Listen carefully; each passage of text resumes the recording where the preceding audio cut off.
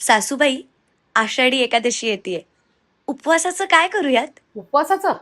चल, आज तुला भोपळा बटाट्याची भाजी आणि दाण्याची आमटी कशी करायची ना ते सांगते.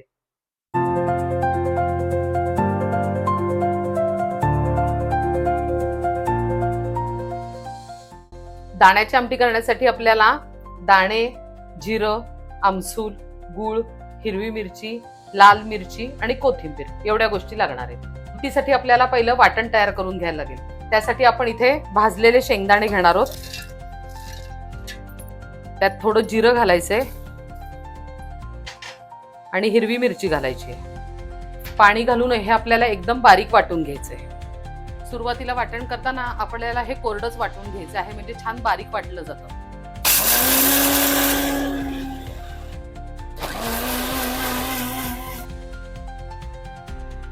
हे असं काजळासारखं बारीक वाटून घ्यायचंय.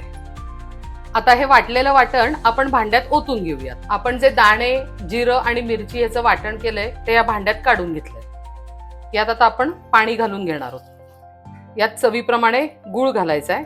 5-6 आमसुलं घालायची आहेत. मीठ घालणार आहोत. ही आमटी जेवढी पातळ हवी आहे ना तेवढं तुम्ही ह्याच्यात पाणी घालून घ्यायचं आणि उकळायला ठेवायचं. इथे आमटीला छान आता उकळी आली आहे. या आमटीत घालण्यासाठी आपण आता एक छान फोडणी करून घेऊ. फोडणीसाठी आपल्याला इथे साजूक तूप घ्यायचंय. तूप गरम झाल्यावर आपण इथे 1 ते 1.5 चमचा जिरं घालून घेणार आहोत. जिरं छान फुललं की आपण त्याच्यात लाल मिरच्या घालणार आहोत. थोडी कोथिंबीर त्याच्यात घालायची आहे आणि या आमटीला छान तर्री येण्यासाठी थोडंसं लाल तिखट घालणार आहोत. ही फोडणी आता आपण आमटीत घालून घेणार आहोत. आता ह्यात आपण वरून छान कोथिंबीर घालून घेणार आहोत.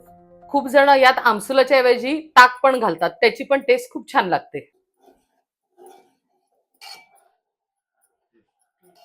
तयार आहे आपली दाण्याची आमटी. आता आपण करणार आहोत उपवासाची भोपळा आणि बटाट्याची भाजी. इथे मी भोपळा आणि बटाटा चिरून घेतलेला आहे. भोपळ्याची सालं काढलेली नाही, तो मी सालासकटच चिरून घेतलेला आहे. भिजवलेले शेंगदाणे लागणार आहेत. वाटण्यासाठी कोथिंबीर, खोबरं, जिरं, दाण्याचा कूट आणि मिरची या गोष्टी लागणार आहेत. पहिला आपण इथे वाटण तयार करणार आहोत. त्याच्यासाठी ओलं खोबरं घेतलंय, दाण्याचा कूट घेणार आहोत. तुम्हाला ज्या प्रमाणात तिखट पाहिजे त्या प्रमाणात मिरच्या घालून घ्यायच्या आहेत. 1 चमचाभर जिरं घालायचंय, थोडी कोथिंबीर घालायची. आता हे छान सगळं बारीक वाटून घेणार आहोत. इथे आपले वाटण वाटून तयार आहे. आता आपण भाजी फोडणीला टाकणार आहोत. पॅन मध्ये 2 चमचे तूप घालून घेणार आहोत. तूप तापल्यानंतर त्यात जिरं घालून घेणार आहोत. आता त्यात भोपळा आणि बटाटा घालायचा आहे. भिजवलेले शेंगदाणे घालणार आहोत.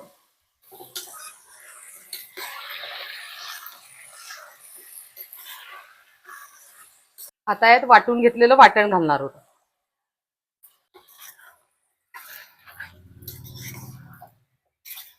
वाटणाचं भांड विसळून थोडं ह्याच्यात पाणी घालून घेणार आहोत.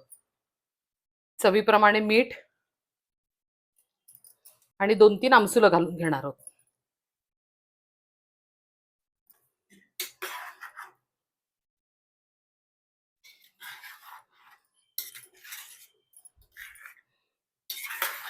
लाल भोपळा मुळातच गोड असल्यामुळे आपण ह्याच्यात साखर किंवा गुळ असं काहीही घालून घेणार नाही आहोत.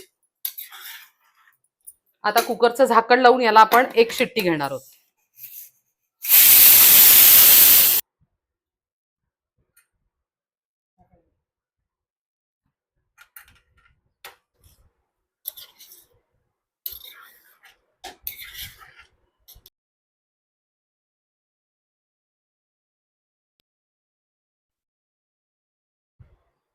तयार आहे आपली भोपळा बटाट्याची भाजी आणि उपवासाची दाण्याची आमटी.